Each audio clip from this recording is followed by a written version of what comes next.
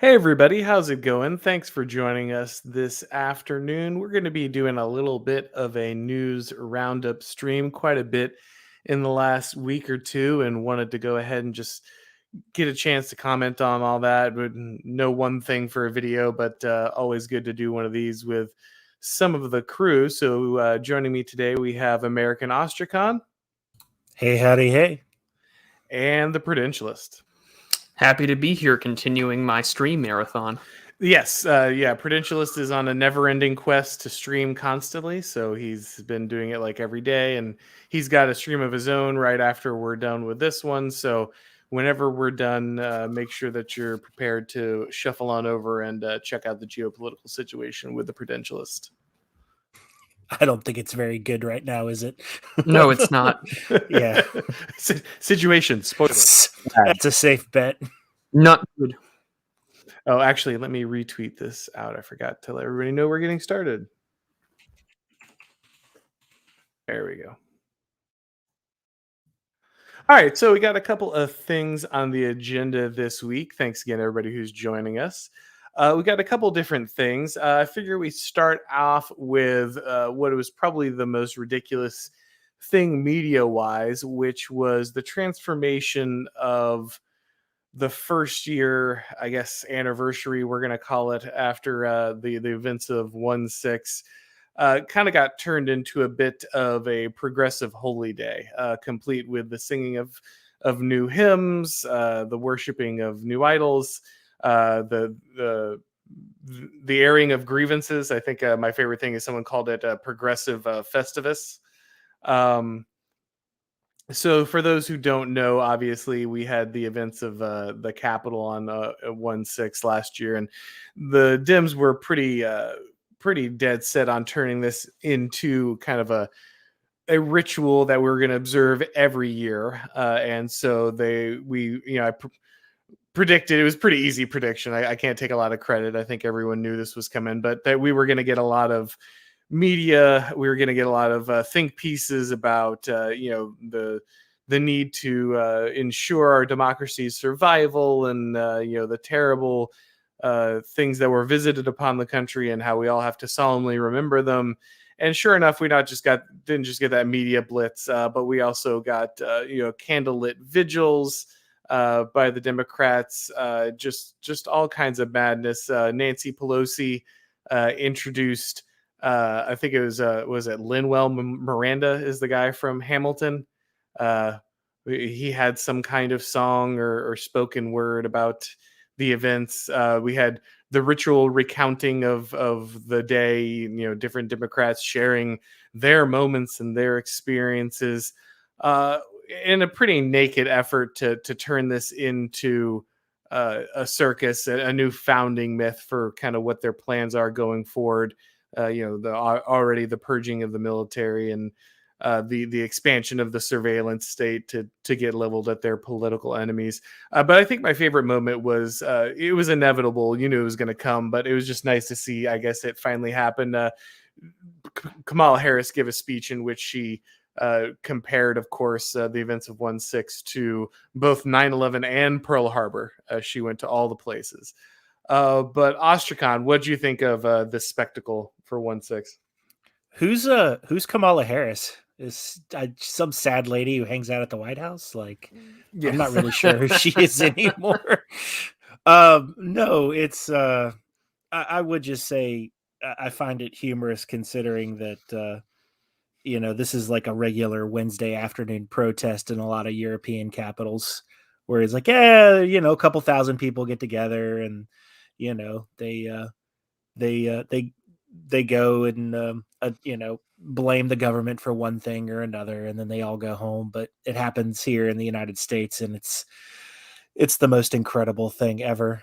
Let's be clear. This isn't just a European common event. This is honestly a relatively common event in the United States, right? Like, we have plenty of organizations come and sit in the Capitol, refuse to leave without any kind of authorization.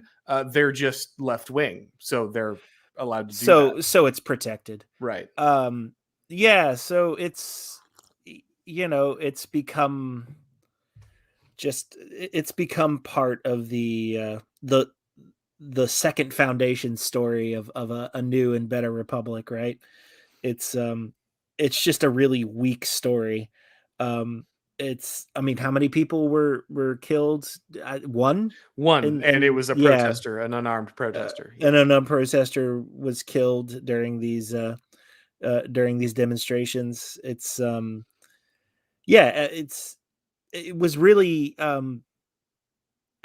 not a useful situation in the sense that it exacerbated the tightening down of controls across the United States, right? You've given carte blanche to the FBI and other intelligence organizations to ramp up their observation and surveillance of everyday Americans as now being the biggest threat to American democracy.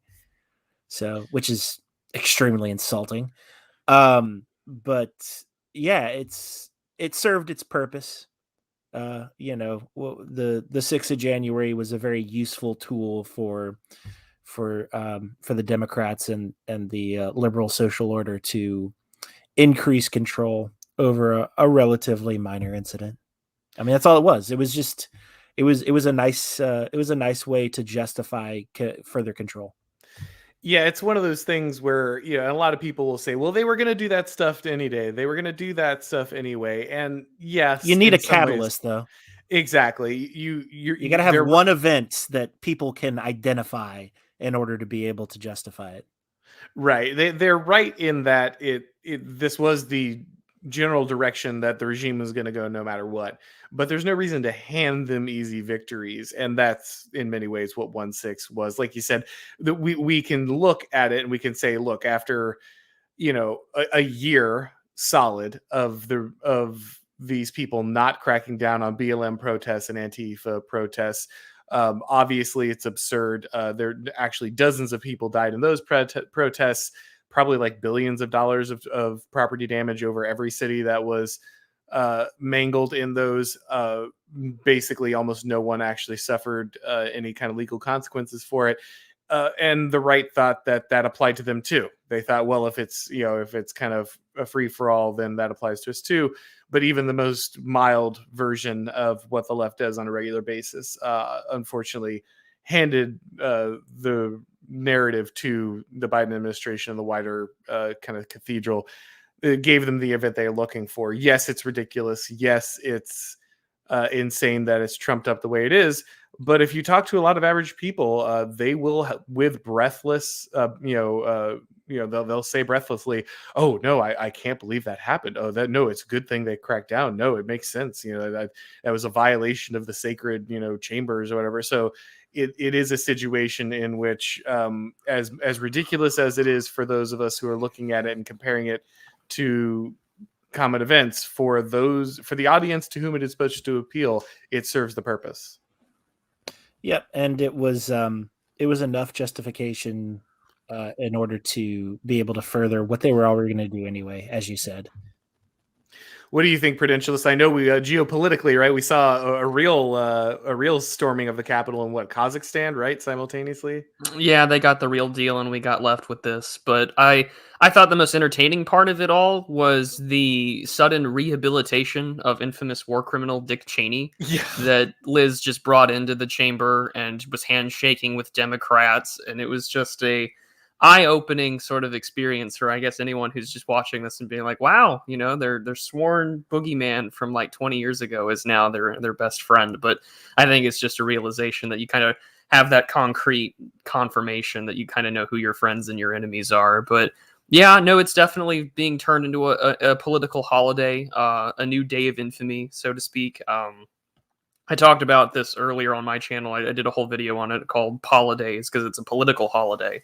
It reaffirms that sort of narrative about, sort of like the post-1965 America. You have Lin-Manuel Miranda giving spoken word with the cast of Hamilton, Joe Biden saying that the knife was held at the throat of our democracy. Like this is some sacred, institution, which, I mean, has been buggered by Lord knows how many things throughout the course of our history. So, yeah, no, this is the catalyst, like Ostrakon said, to give them power. And I mean, we saw this throughout 2021, right? Where the biggest threat was, domestic extremism, white supremacy. And it's this idea that they have this climactic conclusion of triumphalism saying, we beat these guys that we were so excited to, wipe out electorally, and Auron just disappeared.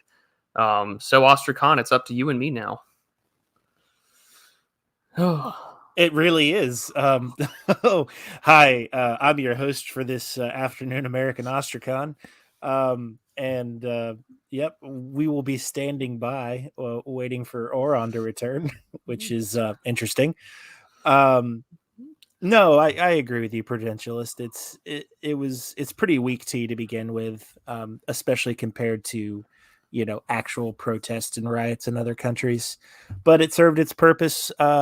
And here we are a year later, and it's now become a political holiday, as you say. I think that's really well said. It's not the only new political holiday that we have now. It's the death of Floyd Mayweather is now a political holiday. Yeah, I mean, even when Derek Chauvin was, he had gotten the verdict handed in for guilty, right? There were people, parading and saying, like joyous things where George Floyd had died. They even had like baptisms. They brought in like a large tin bathtub. I think the Washington Post has a good picture of it where, they're doing baptisms and revivals where he had died. So yeah, this is the transformation of, I guess, the new American religion, or it's been discussed and like by Yarvin and others, like the two-story state. We have this new narrative in front of us, and this is the one that's astroturfed and being consumed by the average Joe. But it really is a religion in a way. I mean, it is the new state religion, and it has its state holidays, and it has its state martyrs. And yep. And here's Auron back to take over. Okay, yeah, sorry guys, my internet decided to like power cycle there for a second. So everyone was claiming that the drones finally got you. Yeah, and it's over. Like, I've had people get banned on Twitter on air, but I don't think I've anyone seen their YouTube channel get nuked. I will say it would be a heck of a waste of a drone. Yeah, but, I don't even hurt goats. But yeah. Yeah, so I think we kind of have kind of beat this one into the ground. It's now part of the political narrative. It'll be there forever, as long as the current political system stays the way it is. Well, I did want to say, and I'm sure therell be more new political holidays. I can't wait. We already have Juneteenth, buddy. It's going to keep. There's going to be no end to any excuse to promote a new holiday for the current administration. Well, and I think this goes back to something that Radical Liberation was talking to me about. He had mentioned his wife has the term holiday, which means political holiday, and I think that's a good differentiation between the concept of a holiday, which is like what we would consider a holy day. But I think it would be a good idea for us to make a distinction that this is clearly blatant, that this is them trying to co-opt things. I think that's be an important distinction. No, yeah. I agree. Don't buy into their speech, but I did want to mention before we move on from this, because you're right, there's only so much to really talk about on this one. But the one interesting thing that I think did happen around this was the other just like gutting of Ted Cruz on live television by Tucker Carlson that was attached to this. Cruz gave a talk in the committee hearings the day before about how this was an act of terrorism, and Tucker Carlson basically took him to the woodshed on television, and he spent a lot of time the next day trying to walk that back kind of with some tweets and things, and that didn't work out. And so he actually came on Tucker's show live and was then summarily destroyed by Carlson there, where he tried to say, oh, well, when I said terrorism, I just always call people attacking a police officer terrorism, so I just extended it to this. And Carlson pretty quickly, said, I don't believe you. You're careful with your words. You're a lawyer. That's you said what you meant. You're clearly lying to backtrack it now. And later on, you can find more footage of him saying that and tweeting it out multiple times. So it was pretty interesting to watch Cruz, who I think a lot of boomer conservatives think is like one of the good ones, one of the guys on the forefront of the fight, get called on the carpet for kind of buying into the media narrative and repeating it. Yeah, I think we've kind of said all there is to say about this one. It was entertaining though to watch Tucker Carlson smoke a Cuban, and it was nice to see Cruz, who has a history of debate and being a litigator, arguing in front of the Supreme Court, just get his rear end handed to him by just a basic set of questions. Yeah, that was the thing. Is there's a lot of mainstream conservatives, Candace Owens and others, who came on and said, "Well, I know Ted Cruz, and I he takes a big man to get down there and admit that he's wrong, and he did it. We can all move." And it's like, no, he didn't admit he was wrong. He lied. He got on national television and lied again about what he said in an attempt to evade consequences. And Twitter buddy Indian Bronson said it was pretty good lines. Tucker Carlson can summon senators from his side and publicly humiliate them until they recant for questioning their loyalty to the family, and once they've apologized gratuitously enough, they can be sent upon their way. And this is what makes him the most powerful guy on the right. And I think that's probably a good way to put it at this point. Tucker Carlson, I know a lot of people don't like him. They say, he's not our guy. It's controlled opposition, and fair. He's not always been there at the right times, but there is no questioning, I think, that at the end of the day, he's one of the very few people who has both the willingness and the ability to hold certain people accountable. So something to be said for that. Let's see. I got a quick super chat on this one. Bella Phosphorus Knights for $2 says, in truth, narrative 2.0 or liberal ghost dancing. Yeah, I mean, it's certainly establishing that ritual, right? It's absolutely attempting to set up these new civic holidays, these new ways to bind the story together. I think that's absolutely the case. I don't think it's going to have the same impact, but again, it's one of those things that it's a story that only holds together for their side, and it does what it needs to for their side, but that continues to be their only strategy. And to be fair, where we are, I guess, solidifying your base is really most of what's left. There's not a whole lot in the middle, but it's one of those things that I don't think you're going to catch a lot of middle American, lower middle class or working class people, mourning 1/6 and thinking deeply about its impact. So that said, moving on, our next topic we're going to talk about was the way in which the IDW embarrassed themselves.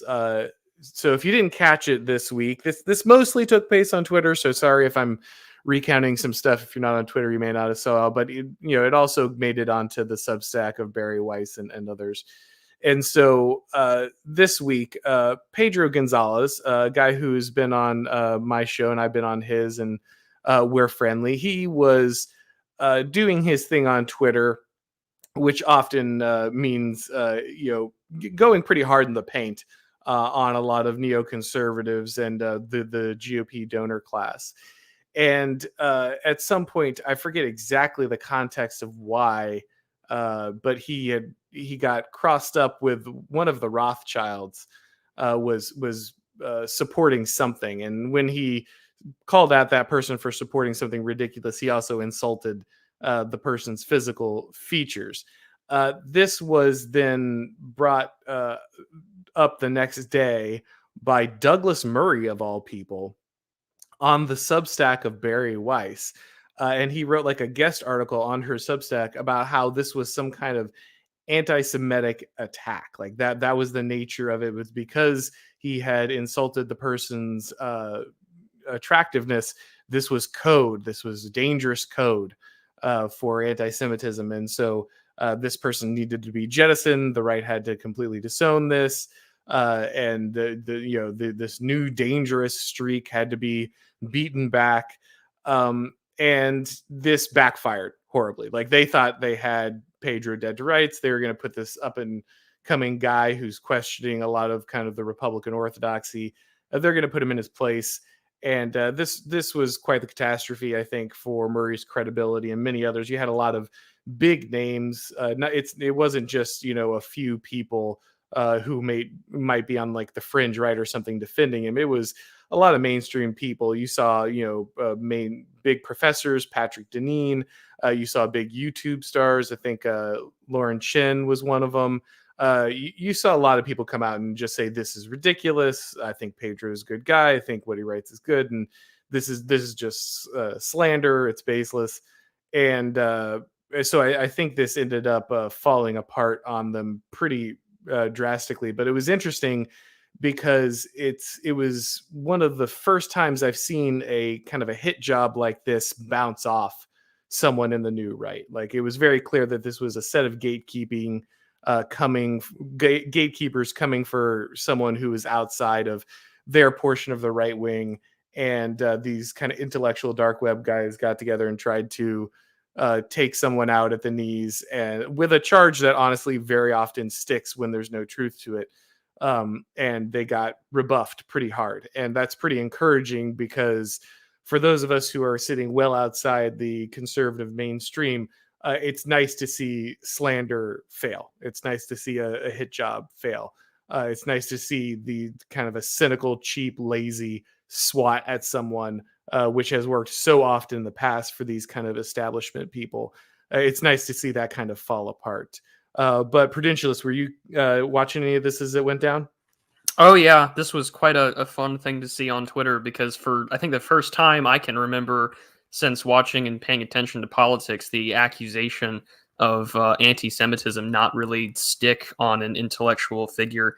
But I mean, to me, this kind of reiterates the whole thing with sort of that IDW or the self-proclaimed neoconservative crowd is that, you know, the whole idea about, you know, I didn't leave the left left me, and it's just, well, at the same time, it's not like you're a prominent conservative or right-wing figure to begin with. So watching, you know, disaffected liberals or people who think that wokeness has gone too far, you know, attack people that want to put out ideas or policy.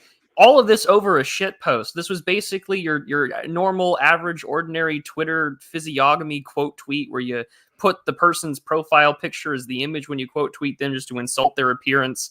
And he had said that the Rothschilds, you know, just were unattractive, and I think he said goblin-like features because, you know, it's not like the Rothschilds are known for their beauty to begin with. So good on the people defending him. Everyone from people on Twitter in our spheres to Lauren Chen. I think Deneen had said something in his defense too. So I mean, like, this is a good sign. Yeah, I think it was very clear that you know, Pedro had just been writing a lot of stuff about major Republican donors. The Claremont Institute in general has been having a lot of new and different voices coming from, you know, different places that are not usually platformed in mainstream conservatism. A lot of paleocons and that kind of thing. And it was very clear that, you know, I think that Weiss and Murray just thought they could get away with this. Like, yeah, we just throw this accusation out there. This guy made a step that we can exploit, and we're just going to lie about it. And we've got enough clout to just, you know, to destroy somebody with, you know, the back of our hand. And like you said, it was a lot of mainstream people. I feel like I saw people from the Federalists. It was a lot of people with a lot of sway who came out and said, you know, Cernovich was out there, you know, just from all different corners, you know, and it was really nice for once to watch people beat this kind of thing back and say, no, this is lazy, this is stupid, this is obvious, and we're not going to just, you know, everyone's not just going to run scared because you threw out magic words. You know, that it was very heartening to see this stand up because, like I said, not only it's heartening for a lot of reasons. You know, again, those of us who are a little outside the establishment here, or a lot outside the establishment, it's nice to know that we're looking at a situation where there's enough alternative voices where when someone takes a cheap shot and just straight up lies about somebody, you can have enough alternative people out there who are going to be able to counter that narrative and say, no, this is ridiculous, and we've got the clout behind us to kind of stand up and say no when you're lying about someone. It's also a good sign because there's such this long history of people like Weiss moving from the left to the right, and Douglas Murray has been calling himself like a self-described neocon for a long time. These guys come over from the left or the center, and they try to take over the right. They take over the leadership. They take over the intellectual positions, often because they're of the ruling class, because they're of the educated class. They're from the credentialed class. So when they transfer over from the center or the left to the right, they feel entitled to these positions, and they're often given these positions by people in power because they're just so nice. They're so happy to see someone defect to their cause. But what ends up happening is then the right just shifts left in order to accommodate these people. And so a lot of these people are just used to walking in and saying, well, I was from the ruling class when I was in the left, and that had been shoved out. I'm part of the ruling class of the right as well, and I have the authority, even though I've only been here for a few months or a few years, to come in and tell you who can exist here and how they can talk and what they can say. Because whatever you feel about Pedro's style, and it's often pretty funny, it certainly wasn't what Murray was calling it. He was just lying, and he was lying very obviously.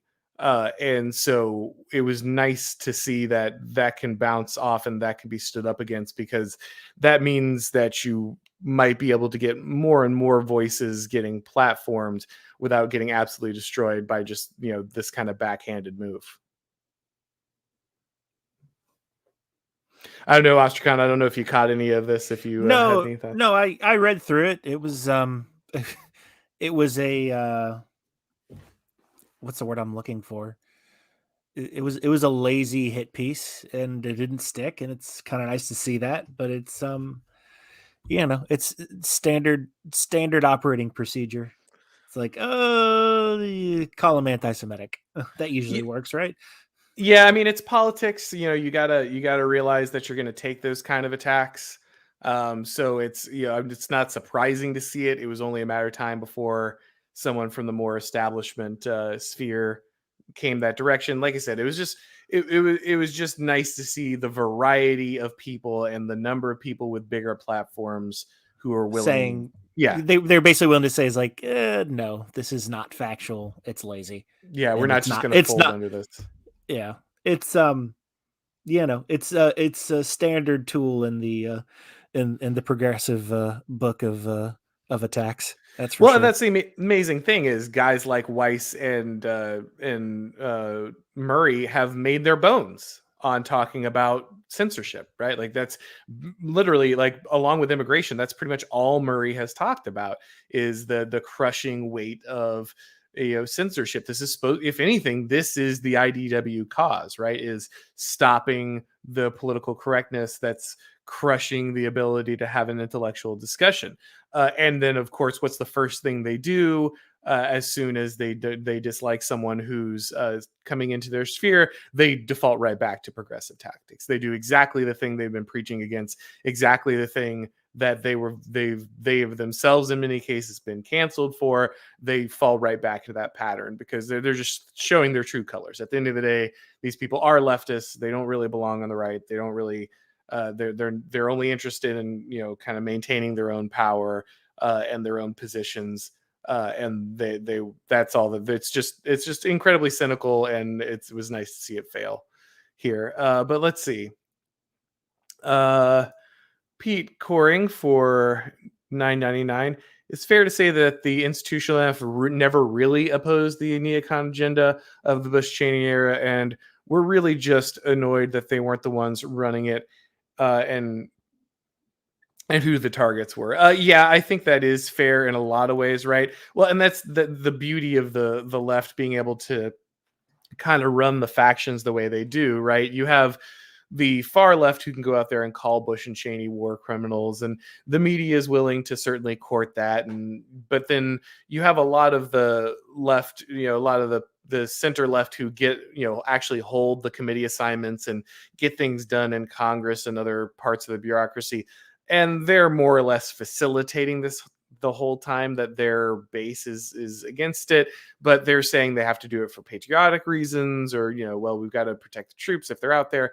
And then as soon as they get the chance, they'll join in the chorus and bashing. They never really cared about the troops. They never really cared about supporting these people. And so as soon as they have the option, and like you said, you can really see that with the rehabilitation of both Bush and Cheney, who were straight up called murderous war criminals. They, constantly, Bush lied, people died. These people need to be thrown in The Hague. They need to undergo tribunals.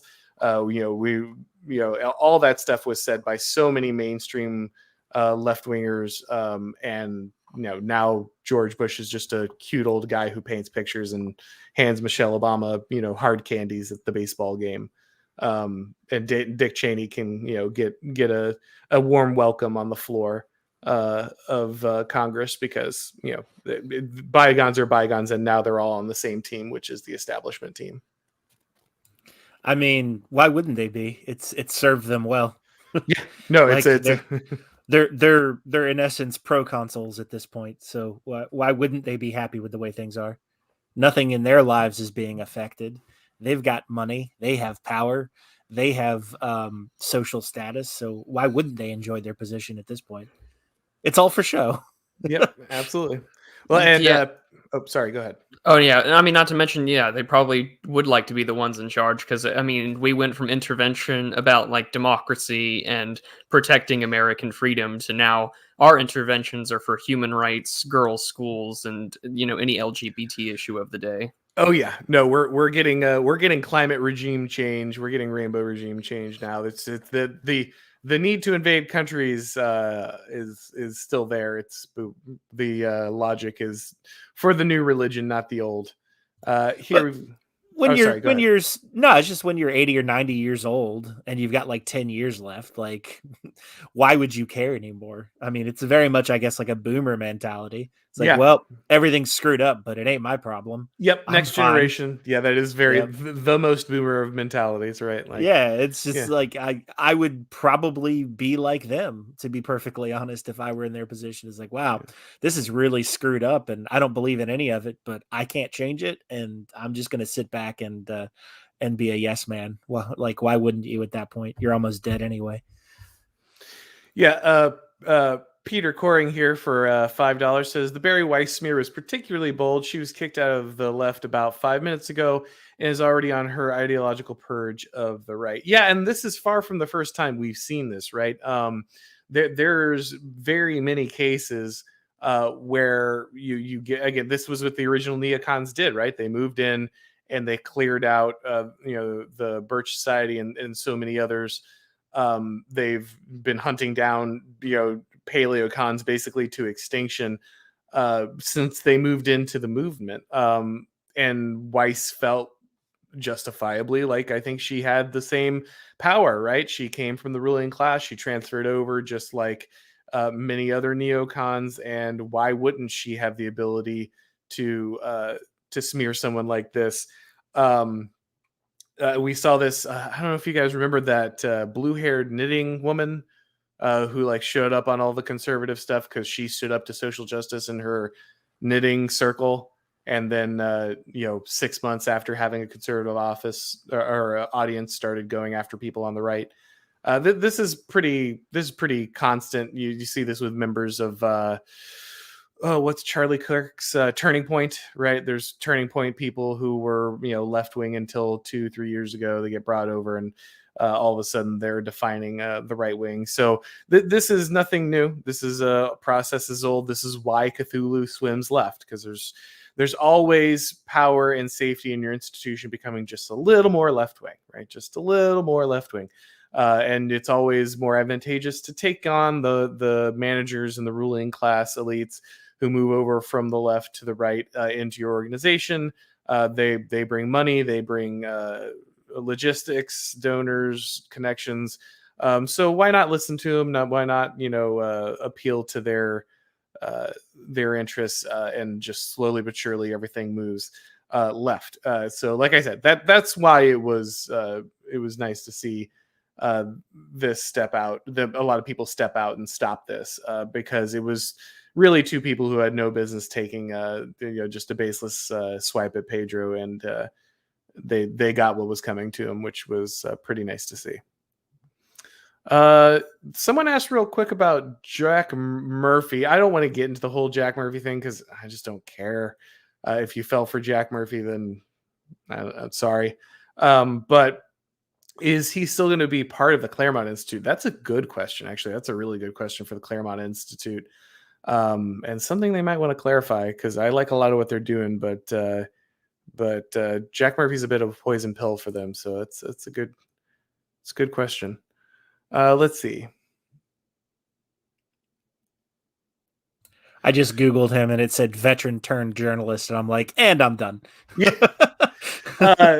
There's a lot there. Like I said, I'm not going to waste a stream on it. If you want to do internet drama, that's your thing. The only reason I brought it up is because it referenced the Claremont Institute, and that is an interesting angle for me. Whether that'll impact his relationship with them.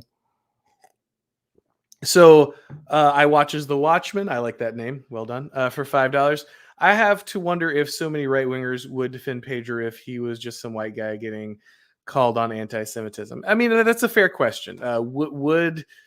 Would he have the same latitude if he was just your average run-of-the-mill white conservative? I don't know the answer to that question. I would hope so. The answer is maybe not. That very well could have been part of it. I think that despite that, obviously, Pedro uses that to bring up a lot of issues that he doesn't. He defends, things, he calls things anti-white in situations other people would not, because he does, he is of Hispanic descent, and that does give him some latitude. So is he benefiting from that in some ways? Yeah, absolutely. I think he'd be the first to say the same thing, but he also uses that to the advantage because, like he said many times, his wife and child are white, and, he has no intention of letting people abuse them or, be biased towards them, be ugly and bigoted towards them. And so, is it an advantage? Yes. But if you're going to have that advantage, why not use it to take care of the right people? Right. And so would he have been defended the way he was? I don't know for sure. I'd like to think that would eventually be the case, but it's certainly an advantage for him when trying to rebuff some of those comments. Because we know, obviously, there are many people in the Nation of Islam who say far worse things on a regular basis and are defended by the Democrats because of the color of their skin. So the double standard there is very, very obvious. Narco Republican, thanks for the donation, but I'm going to avoid that comment just so my channel stays monetized. But thank you for the donation there. Let's see. I think that's all of our super chats on that issue. Pete, I'll get to your next one here in a second. I just wanted to get all the ones that were addressing the IDW dust up while we were talking about it. So the next one here is we were going to talk about was going to be the Supreme Court ruling on the mandate, right? Because we have the OSHA mandate. It's coming due. I think it's supposed to kick in tomorrow, right? 110. And so the Supreme Court was hearing the oral arguments about whether the mandate was constitutional or otherwise could be sustained, whether it could be struck down. And there's a lot that came out of this. There's a lot of embarrassing things. Did you see some of the comments coming out of the Supreme Court there, Prudentialist, when it came to the oral arguments?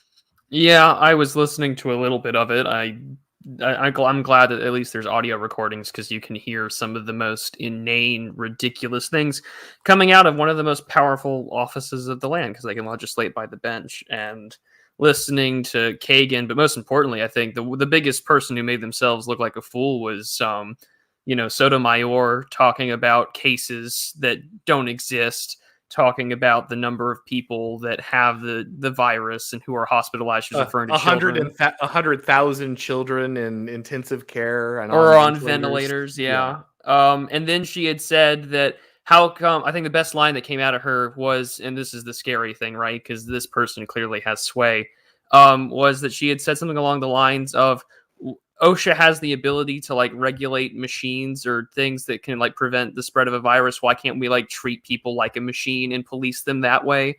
And talking about federal policing powers, things that typically kind of get addressed real quick in like your L1 for law school. So both terrifying, but also, you can't just help but laugh at the madness. Yeah, no, there's an amazing, why are people not like machines spewing the virus? And you really start to realize that your Supreme Court justices just get their news from MSNBC like all the other libs. And they'll just repeat pretty much anything that someone on camera tells them in the highest court of the land. If there's one thing I've learned about spending time in the DMV, in like the DC area, is the people who are in positions of authority and power are no more intelligent or no more well-read or educated than the majority of the people elsewhere in the United States. It's kind of terrifying when you get close to some of these people. And I've, spent a little bit of time with some people with some real authority, and you start to learn that like, wow, like I'm probably more intelligent than you. And I definitely do a little more research than you when it comes to my political opinion. And yet you're in a position of authority that has so much influence over so many people, and you don't even take it seriously. Yeah, one of the most terrifying things that you'll ever run into is if you work in politics, is how dumb some people are. Like, just how did you get here? I wonder that a lot of the time. It blows my mind. It really does. And yet these are the people who have authority over us, real authority over us. And then you hear things like, why can't people be more like machines? And then you wonder what's wrong with us. It's just like, oh my God. Yeah, it kind of reaffirms the Peter principle. But the fun thing that came out of it, listening to the Sotomayor's arguments, is that letter, I think, from Harvard or Yale University law professor, that from like 2009, where he's basically begging Barack Obama, pick literally anybody but Sonia Sotomayor. She's not as intelligent as she thinks she is. Yeah. She's not that great. Please don't pick her. Elena Kagan would be a better choice. But yeah, I mean, that comes, the Peter principle definitely comes in mind, just about how incompetent people at their jobs get promoted, and here we are. Yeah, so I was speaking with a lawyer this afternoon because I wanted to have a better grasp on what was kind of coming down the pipeline with some of this. And so as I understand it, a lot of people are thinking that the mandate will be struck down for a number of reasons. One, it's through OSHA. That's how they were getting this put in. But as I understand it, the mandate was pushed back. The start date of the mandate was pushed back. A lot of businesses, a lot of economic leaders basically requested this because the mandate was going to mess with the holiday season. It was going to mess with their bottom line. Basically, they didn't want the economy to tank right before the Christmas season if a bunch of people got fired or quit their jobs voluntarily to avoid the mandate. And so one of the arguments, of course, is this is not legislation. This is being pushed through a federal agency, and it has to be declared an emergency, basically, to try to do that through OSHA in the short amount of time that they're trying to do it. Normally there's like a 6-month commenting period before an OSHA dictate can be put in and applied to the workplace. And so to get the emergency power, they have to explain this has to happen right away. Well, if you're willing to delay it over economic concerns, then it obviously can't be that much of an emergency. So that kind of really nukes a lot of the emergency argument. Also, the fact that they're trying to apply it to everyone also does a lot of serious damage to the emergency argument, because you can say, okay, well, this should apply to first responders or people who have to work within, a few feet of each other all day, assembly line workers or something. But when you're trying to apply it to people who work from home, people who work in separate offices, then you really start running into a problem of explaining how this is an emergency for many of them. A lot of people are also trying to move it through arguments of unconstitutional, it being unconstitutional in nature. But from what I heard from a lawyer, while some of that might work, the more likely ones to be upheld are the ones that relate to the emergency nature of it, which is a blessing and a curse, because that means they could come back and try to do it the right way, I guess, through OSHA eventually. But it would at least, I guess, buy time for people. So that could be a positive. I mean, we were talking about this earlier this week, how basically the CDC has been put under pressure by different organizations to reduce the quarantine time because it's cutting the bottom line of a lot of big businesses. I mean, at that point, is it not just arbitrary then how much quarantine time? Because they've agreed to it. They've agreed to reduce the quarantine from 14 to 7 days. And it's like, well, after 7 days, just put your mask on. And then I think the new guidelines are like 5 days after the cessation of symptoms. It just keeps getting shorter and shorter. To the point where it's just like, okay, so what is the reality of the situation? Is it just you've arbitrarily now decided that it's not that bad?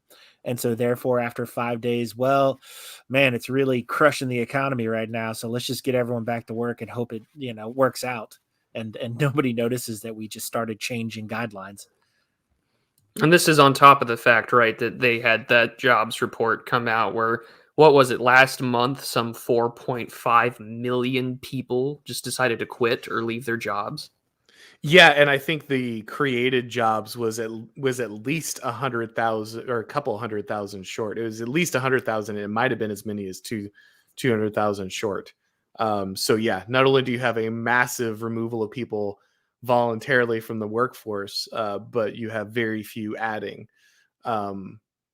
So you're going to have an even, the labor crisis is already here, and it's only going to get worse when you're trying to effectively shut down a third of your workers, shut them out of the productive economy.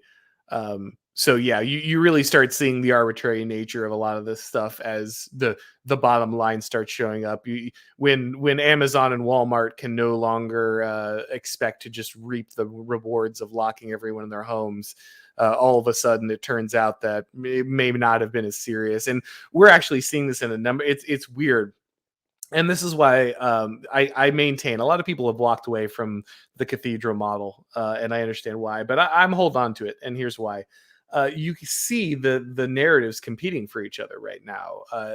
At the same time that countries like Australia are just locking their populations in detention camps. I posted the video of the girl from New Zealand dancing because she gets to go outside for 50 minutes a day because she tested negative for 1 day or something. As that is occurring, as you see these massive lockdowns in European countries and such, we see a lot of mainstream people on the left in America and like mainstream media start to say, well, this is really just a flu now. And well, we don't really need to shut everything. Like you're seeing a lot of walking back of the narrative while they're also continuing to fight for these additional, mandates and stuff. And so there really does seem to be, I feel like we're in the middle of a narrative turn, but there's still leftover talking points floating around, and not everyone's on the same page. So the signals haven't been, we haven't gotten the coordination down in the network yet. And so you're still seeing them working at cross purposes. One media outlet, MSNBC or someone is saying, this is basically just the flu now, and we need to tone it all down. And at the same time, you have like Jim Cramer saying, we got to do the mandate with the military and, put everybody like at gunpoint to get the mandate done. And so there doesn't seem to be consistent messaging across the kind of the apparatus. No, there isn't. Although I will say by the time the midterm elections roll around, they will have declared victory over COVID, I'm sure. And that's a very clear part of that, right? You really are seeing I made a meme of that where the Indiana Jones is doing the switch with the idol and the sandbag, and in one hand it was very funny COVID apocalypse, and the other one is it's just a flu, and Indiana Jones is titled Democrats with the midterm Yes, I do make those memes, by the way, people. I'm not just taking them. But yeah, no, that is, you can definitely see that turn happening in real time. Midterms are approaching, approval levels are plummeting. Turns out it was actually the flu the whole time, and we're just fine. We could roll that stuff back. All right, so let's clear out some of these super chats real quick, because we don't want to make the Prudentialist late for his stream. So Peter Coring, again, $5, thank you, says, where exactly are we in 2022? Late stage empire narrative collapse or dawn of a new woke panopticon republic? What do you guys think? Where do you think we're going in 2022 with the narrative? The narrative, or where are we actually going? Well, yeah, I guess that's what I was going to say, right? Is that's kind of the split, because where are we and what's the narrative going to be? I think there was just a poll out saying like as much as 80% of Americans think we're a society in decline, and that's not like 80% of Republicans, that's 80% of Americans. So where are we going? The collapsing empire is probably correct. I don't see them, especially you just watch their difficulty in trying to turn themselves around. They see the economic impact. It's sloppy the way they're trying to avoid what's coming with the supply chains and everything, and the inability of employers to staff up, what that's inevitably going to do to employment in general. But they're still pushing forward with the mandates, which is a large cause of what's coming. And so you can just see that they do not have a plan for kind of how to stop the slow motion train wreck that they thought this thing was going to be the golden ticket to like give them the power they needed, and in many ways it has been, but now that they have the power, it's the power to watch America careen into a wall in a lot of ways. But I do think we will see the panopticon try its best to continue forward. I mean, as we've discussed before, I mean, how many competent people can you dismiss before the system just fails? Yeah. And we're getting closer. Like, that's for sure. We're certainly testing I don't know what the answer is, but we're going to find out in the next few years. That's, sure. That's right. I don't know where it is, but we'll certainly get there. Yeah. Right. I mean, like even me, I'm not just, not to talk about me a little bit, but like I've gone from basically, military officer to polite word for mercenary at this point, contractor. And it's just like, if you can afford, and I'm not making myself out to be amazing or anything, but like, if you can afford to dismiss people like me or marginalize people like me and just have them in the background, like that's concerning, right? Like, if there are I'm sure there are plenty of other people who are more intelligent, more capable than me, but I'm fairly intelligent and fairly capable. And if you really think you can take people who are working professionals and just, plug and play, take them in, take them out, whether or not they support the current political winds or not, is just like, it's going to give, and it is giving, especially in like the logistics system, which is what we've talked about again before. But no, I don't know, to quote Ron White, I don't know how many it's going to take, but we're going to find out how many they're going to use. Yeah, I know how many they're going to use. Yeah. What about you, Prudentialist? Any 2022 predictions? Well, for at least here, right? I think we're going to keep that sort of late stage empire narrative going. At least that's what we're going to observe, right? But as we sort of witness, and I think this kind of ties back to what we talked about at the beginning with the January 6th stuff, is that it adds to their narrative, and it adds to this sort of win, right, about this narrative. I think that's been going on for a while. She had that like paper book. It was a book actually that came out in the 90s about the emerging Democratic majority. You had the like Obama style triumphalism with his reelection, thinking like the GOP is done for a generation. Like, we're going to win. We have our coalition.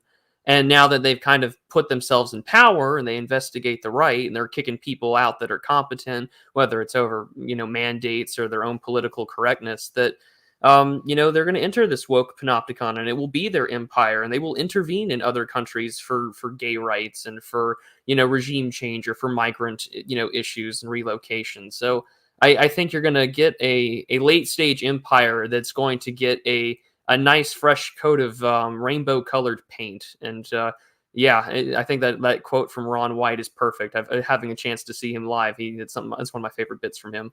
Yeah, it's pretty amazing. I love the one where his van tire falls off. Like, that guy went to tire college for 3 days. Like, I love that one. Apparently he was out sick for Lug Nut Day. For Lug Nut Day. Yeah, I'm trying to avoid just repeating the entire bit, because I'll do it if you let me. Just amazing comic timing on that guy. All right, Spaceman Spiff, Daryl Cooper interview win. Sorry, I'm gonna embarrass myself here. Who's Daryl Cooper? Anyone? No, I don't know. Okay, well, I guess it can't be that. All right, yeah, sorry, man. I wish I could give you more. Thank you for the donation, but I'm not sure who that is. Maybe it's someone really important, and I'm just embarrassing myself. But I do not. I don't know who that one is. Sorry. Let's see. I'm going to mispronounce your name terribly. So sorry. Gulsher Qureshi for $2. Thank you. They need Trump back, yet Trump does friend enemy. I mean, yeah. So here's the thing about Trump. And obviously Trump had, because he didn't care, and I don't think he ever expected to win, it gave him the ability to say things that no one would say. And because he did that, it garnered him a following that he probably couldn't have imagined, and gave political opportunities. Here's the truth. The right is politically dead. There's nothing inside the realm of political possibility for the right that wins. So the only thing that's winning is outside the realm of political possibility. And that's what Trump did. He came out and he didn't care what was politically possible. He didn't care what made sense. He didn't care what was logical. He didn't care about all the, the backstory. He just said, we're going to do stuff. And then he kind of tried to do it.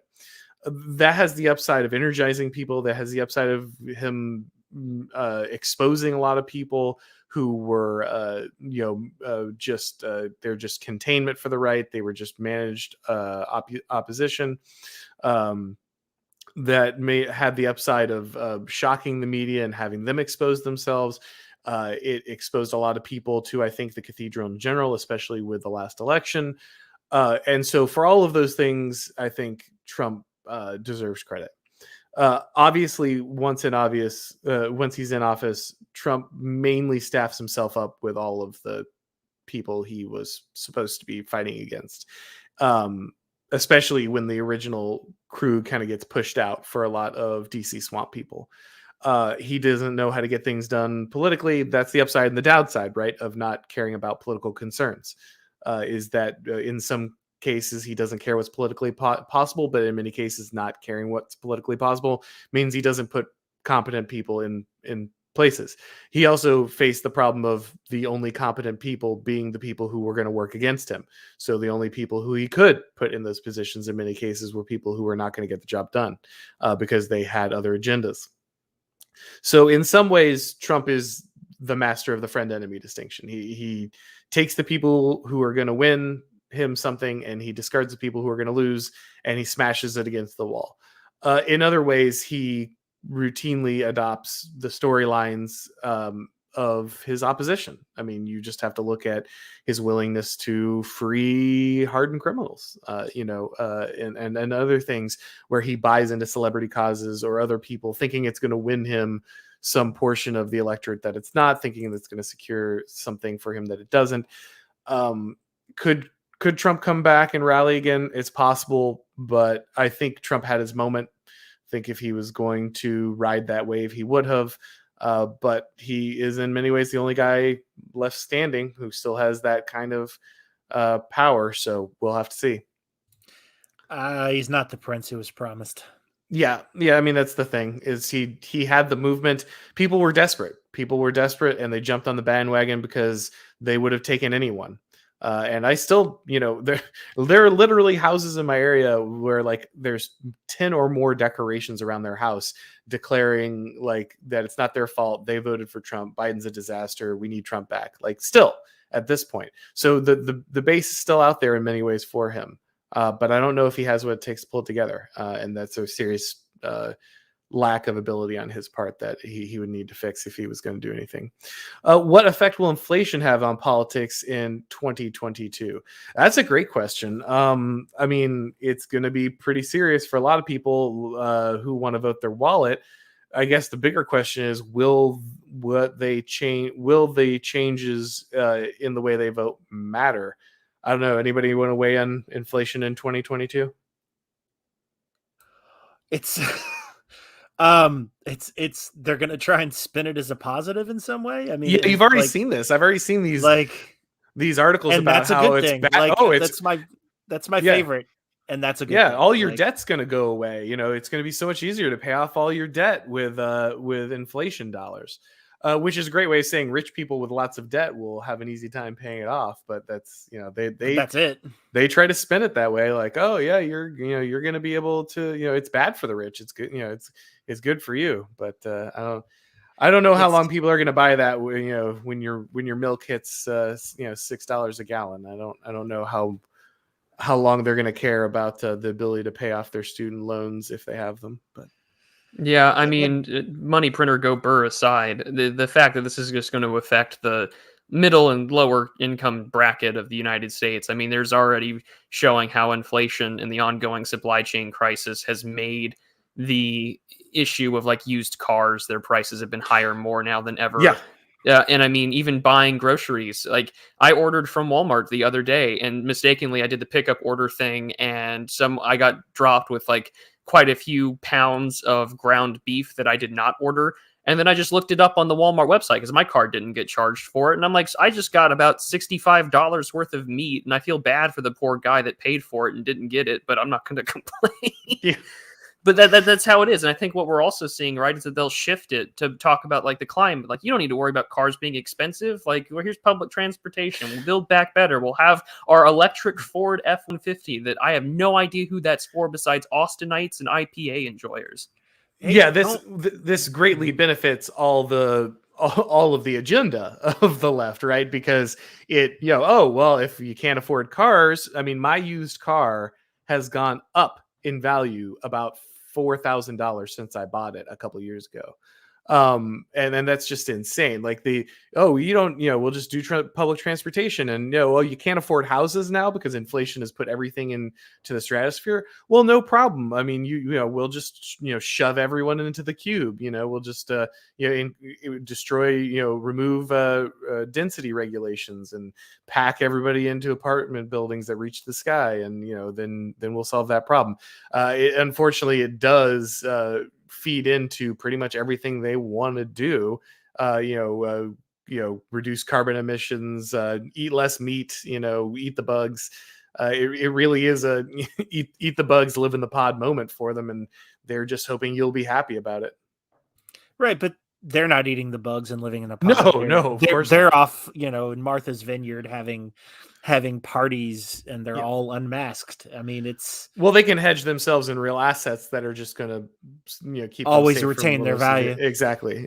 So, so it's not a problem for them. It's a problem for the people who actually have to live off their paycheck. But surprise, surprise. All right, so I just want to know just one more thing, Prudentialist. Like, the fact that like you were happy about getting extra meat, like that's some Soviet era stuff right there, man. Like, I know. Like, we're getting there, and this is on top of the fact that like we're not there yet. I mean, thankfully, I can still hunt, and we have a god awful lot amount of venison. But I was just like, I just did the math, and I was like, this is $65, and just a few months ago, there's no way this would have been that expensive, and you know, here we are. And the fact that if I'm being thankful that I got lucky for like a free $65 worth of ground beef, Lord only knows how bad it is for someone who lives in like the middle of nowhere, Idaho or something like that. I agree. It's just, it's like, man, got extra meat this week. Very happy. Ration bag had a little more meat in it. Yeah. No, speaking of Walmart, just as a tangent, did you guys see the metaverse thing and the shopping at Walmart? Where they're taking you the please VR. Tell me about this. Yeah, so they're the Facebook metaverse thing, right? They rebranded it and the metaverse, and one of the things you're going to be able to do is go shopping, you know, virtually. You can, and what they were demonstrating was this guy with the VR going through Walmart, And it's the saddest thing possible because it just looks like Second Life. Like it's funny because they're just touting into the future and it looks horrible. Like it looks cartoonishly bad. It's like, look, it really is like one of those dystopia, like, look at the new amazing things we're bringing you. And it's just like 1980s, like rough polygon animation. It does look like it's like produced in like 2000. It looks like Spore. Like 2005. It looks like a browser-based 2007. game I was playing, in like- the late 90s. This is the best. This is what the best and brightest can come up with. But the sad thing is they're like, oh, you'll be able to go shopping, and they have this VR guy going through like Walmart bottles of $3 wine. It's like that's a very specific type of decline. Like you won't be able to like afford like lumber, plywood, cars, homes, but you will be able to order your Walmart wine from your VR headset.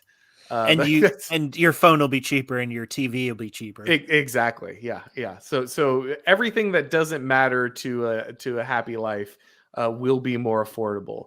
But anything of value that's going to build you any kind of long-term virtue or that will all be out of reach. So don't worry. Although I am looking forward to the Metaverse Walmart, where I'm narrowly avoiding down the aisle while someone beats their kids in the middle of it in the bread section. I'm looking forward to that so much. I don't care if it's DLC. Will they feel the need? Is it going to be like the Matrix, right? They have that whole speech in the Matrix where we couldn't make it too perfect. People will reject it. Are they going to have to drop that in like some guy with his gut hanging out of exactly that you're going to have the people of the Metaverse Walmart, and there's going to be certain aisles that are locked up. They have to make it real. Yeah, we like tried to the drop floors are going to be sticky. Like you don't even have to do that. The Metaverse cart has one wheel that's just crap, fizzled. Yeah, it's tracking to the left, like because people could not accept the perfect Walmart. Their minds rejected it. Yeah. All right. So it's that time again. Bolero 393 donates for $5. Ostrakon, let's talk about you again. Come forward and seize the power and clear out the pause and crown yourself the emperor we both need and deserve. If we're streaming, then Ostrakon will be called forward to. I do like how there's this very tiny movement to like crown me king, and I am flattered. Yeah. I've got no answer for you right now, man. We'll wait and see is all I got. All right. Things have got to get worse before they get better. Yeah. Fire rises $2. What's your view on Nick Fuentes? Seems unstoppable. So here's the thing. I don't know a ton about Fuentes. I saw him when he was streaming a little bit on YouTube. And I know he got himself caught up with some of the, like he showed up on MTV and stuff. Like, here's the thing. From what I understand, he's pretty young. And I know that he coordinated some good stuff calling out so like some of the Turning Point USA stuff. And he seemed to be able to coordinate a lot of like in-person stuff. And so in those areas, I think, there's positive aspects. But I've seen some of Fuentes' stuff, and it seems like because he kind of got called out, he kind of made some mistakes early, got himself deplatformed from a lot of stuff, and like stepped in it with, like you just don't do the media stuff. Like they're always going to smear you. Like you walk into MTV and you think you're going to walk out favorably. Like, no, like there's no way they're going to, they're going to cut whatever you do, no matter how invincible you are on there. Like they're just going to cut it to hell and lie until you look bad. So it's one of those things where it seems like he's a young guy who has, because he got pushed to the edges, just, I don't know. Like I said, it's hard to watch any of his content anymore because he's banned off so much. I'm sure he's doing stuff on platforms. He still seems to have a certain level of audience. I saw him over on Gab when I moved over there. But like I said, to be honest, I'm not particularly plugged in to Fuentes. So that's about all I have. I don't know if anybody else has any insight. Let's see. Not. Oh yeah. Rajiv Ram answers that question for me. Okay. Oh, Daryl Cooper's Marty Maid. Okay, I knew that. I had seen that. Yeah. So his Twitter tag is not the same. So he does the podcasts and he does. I think he works with Jocko Willick, if I'm right about that. And he had that big thread that got read on Tucker. Yes, he is excellent, and I actually have thought about inviting him on he does, I think we're mutuals on Twitter, so I can message him and stuff. I will check on that. That's a good suggestion because he is someone whose stuff I like a lot. He seems very thoughtful and interesting. That's a good suggestion. Thanks for clarifying that. Pete Coring, another $4.99. Thanks, man. I really appreciate it. Do you agree that the Cruz affair illustrates that there's literally no way forward for the right-wing politics through conservative ink? I mean, yes, in many ways, right? I think that Cruz's willingness to, I'm sorry, guys. Like, if someone out there's got still got like warm feelings for Cruz, then I don't know what to tell you. But I'm just gonna play it straight for you here. Cruz has always been like a lizard person, right? Like, everyone knows this. I'm not telling people things they don't know, right? Like, he adopts the stances that get him power, and when he thinks that the base stances get him power, he reiterates those. And when he thinks that it's safer to like blurt out the media narrative on something, that's what he does. Cruz is a creature of power. I mean, let's be real. Whatever you think about Donald Trump, the fact that Cruz came and licked his boots after Trump said what he said about Cruz's wife, I mean, it's very obvious who Cruz is, right? Like, any man, like, even if Cruz was the most base guy and agreed with Trump on anything, Trump saying that should have been the beginning and end of Cruz interacting with him. So Cruz will do whatever he wants. And now, that said, does that mean everything for conservative ink? Yeah, I think in a lot of ways, conservative ink is a disaster and it's unsalvageable. There are some people who I think do genuinely want to change things, are inside the system and looking for ways out. I think you are seeing a lot of these people start to turn away from a lot of the establishment stuff and try to start their own ventures where they can say what they want to say and do what they want to do. So it's not that everyone in there is a bad actor or cynical, but I think that the structure of it is pretty dire. I think it's designed for containment, and I don't see any way forward inside that framework. If there is any kind of political advance to be made, it's going to need to be made outside those avenues. Like I said, the beauty of Trump was that he didn't know what was politically possible, and that's what let him make moves that mattered. And it still wasn't enough. But if you're going to see anything happen, it's going to have to be from that. Matt for $2. Message. Thank you, Matt. Yes. Very based. $2. Message indeed, Matt. Message indeed. received. Message received. And thank you. Let's see. Avalanche for Hey, 2. talk about it. Yeah, talk about Dems moving to red states. Stop. Dems are moving to red states. Yeah, Dems are moving to red states. Yes. I will dance. Interstate immigration controls. It needs to happen. Yeah, no, border controls should start at the Mason-Dixon, as I've said before. Yeah, no, I mean, it's a disaster. And it's a disaster that a lot of Republicans love to cheer on. A lot of conservative guys are just like, "Oh, this is the most amazing thing ever." If you're got right-wing values and you're the left, then he follows up with discuss amongst yourselves. Yes, but if you have these values, then you should move. Fair enough. Like, if you when someone who's in a blue state is like, I don't want my children raised around this stuff and destroyed as human beings, my advice is always, well, then move. Which enrages some people who are like, no, we have to stay in blue states. But I don't know. If you care about your kids, then get them out of places that are terrible for them. But that said, it is always the problem, right? Once things get bad enough, unless you have some way to stop people with left-wing values from moving to the places that are still okay, because they have governors or local governments that are defending them and putting up barriers to that kind of collapse, then they'll eventually follow suit. And this is always the problem. This is, I think, a really important lesson, hopefully, for right-wingers to learn,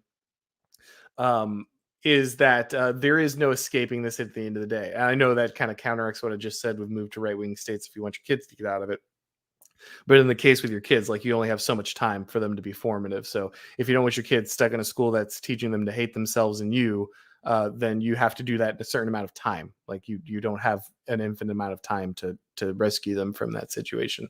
But eventually, these people, no matter how much the right, or people with conservative values tries to like peel off a portion and make it their own, they'll eventually come for it, right? Which is why, if there's any possible way in which we could have a positive national divorce, it will be if right-wing governors or other political officials are able to, as much as possible, distance themselves from the worst parts of the empire. But you'll know things are really going down if one of them is able to get immigration from other states banned. Like that's when things are certainly going to the edge. Do you guys have anything you want to say about? If it got to that point, things migration? are going to be getting fairly kinetic at that Yeah. at that juncture. I don't think that's really realistic. It's just not going to happen. America will crash together. It will not crash separately. Yeah, it's happening. Like, people are getting sick of the social policies in their states, and so they're moving to places with fewer social policies. Well, and then continuing to vote the way they always have. So, that's right. It is what it is. It's going to happen. Yeah, I mean, there was that guy in California who said, like, we're moving to Miami, and we can't believe that the politics of these people, but we have to move there because that's where all the opportunities are, and things aren't so terrible there. And it's like, like, they just, in no way does this connect in their brain, Nope, like, not at all. Yeah. Let's see. DC Perspective, thank you very much, sir, for $2. Go to cozy.tv for Nick's live streaming service. Okay, so if you are trying to find Fuentes, then that is, I guess, where you can find him there. So that's good for people who would like to know where that is.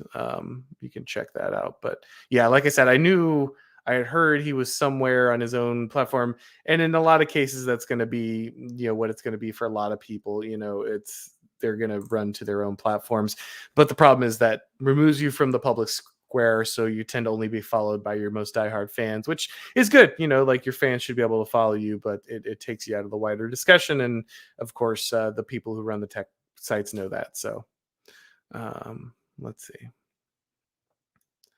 All right, I think we moved our way through all of the super chats. Anything you guys wanted to get to before we call it a stream? No, it's always a pleasure to be here, and I really do appreciate the invites to be able to hang out with you guys. It makes for a fun Sunday afternoon. Yeah, I don't have anything else to add other than thank you for the invite. Yep, and of course, everyone should be just moving directly. You start at 4, right, Prudentialist? I sure do. I start in a few, about 10 minutes or so. All right, so everybody just shuffle over there. I'm pretty sure I dropped a link to Prudentialist's YouTube channel in the description for the video, so you can just click on that and just follow it over, so you can continue the streaming marathon along with. Yes, Spaceman Smith. Thank you. I saw it. Someone else told me Daryl Cooper is Marty Made, so I will definitely. I'll get in contact with him. That's actually we're all just going over there right now and continuing our discussion. Yeah. Party's just moving over to the Prudentialists. Yeah, party's heading on over. Conga lines moving that direction. Bring your coupons. Yep, that's right. Yeah, but we're just moving our way back to that Ron White callback. Excellent. All right, guys. Well, thanks for joining us. Thanks everybody for donations, supporting. Thanks everybody who's watching. Appreciate all the questions and everything. Thank you again to the guests, Prudentialist and Ostrakon. Make sure you're checking out all of Prudentialist stuff. If you have not subscribed to my channel at this point, please make sure to do so. And as always, we'll talk to you next time.